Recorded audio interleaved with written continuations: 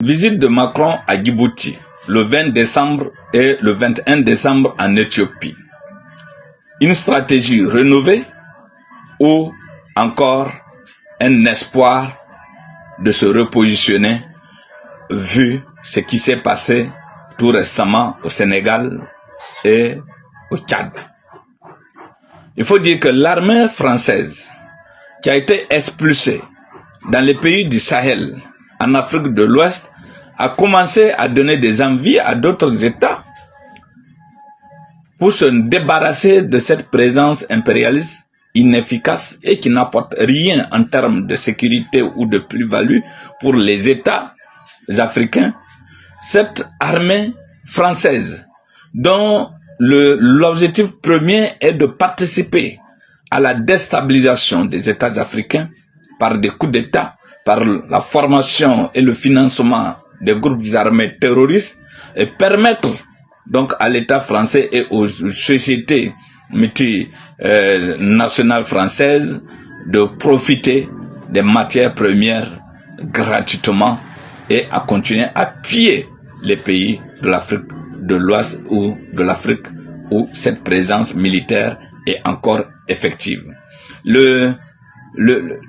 Sénégal, le Tchad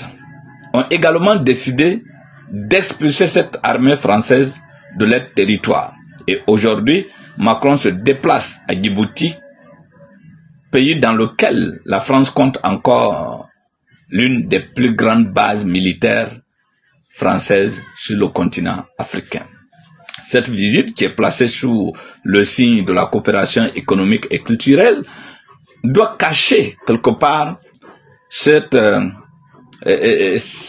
désarroi de l'armée française qui est devenue donc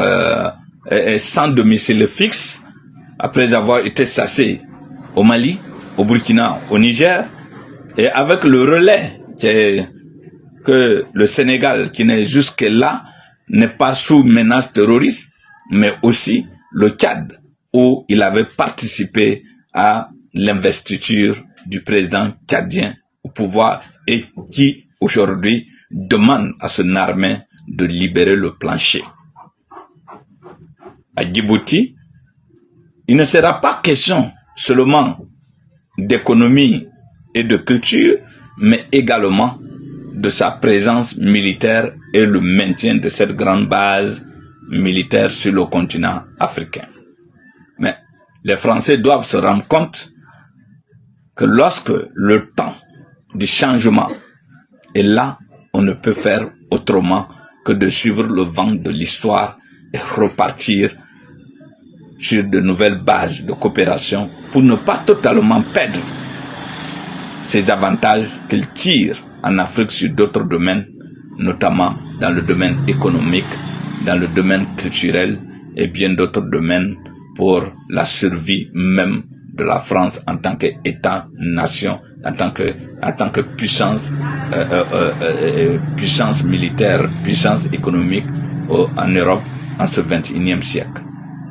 Il est important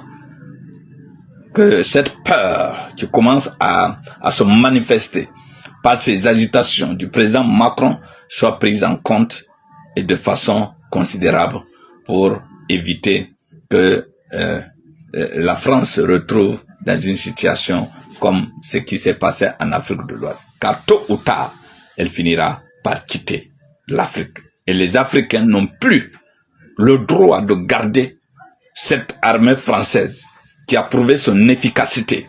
que ce soit dans la lutte contre le terrorisme, que ce soit dans le maintien et le développement donc socio-économique des pays où elle fut présente,